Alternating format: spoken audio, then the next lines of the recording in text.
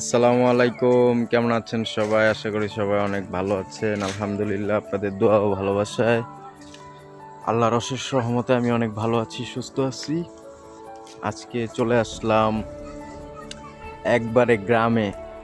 রমজান চলতেছে, রোজা রাখছি, অনেক বোরিং হয়ে যাইতেছি। ঠিক আছে, একটু গ্রামের পরিবেশে চলে আসলাম, খুবই ভালো লাগতেছে, শুধু গাছ আর গাছ।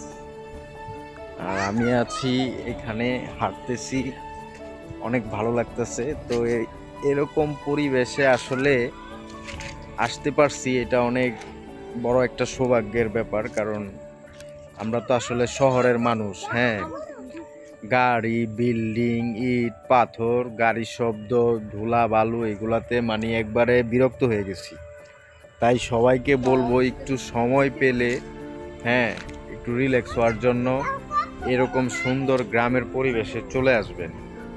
আমি যদি আপনাদেরকে আরেকটু দেখাই, আমার সামনে আমি এই মুহূর্তে, এই যে দেখেন কি সুন্দর একটা পরিবেশ দেখছেন। এখানে হচ্ছে ধান ক্ষেত আছে। হ্যাঁ, এই যে দেখেন ধান ক্ষেত, খুব সুন্দর একটা মনোরম পরিবেশ।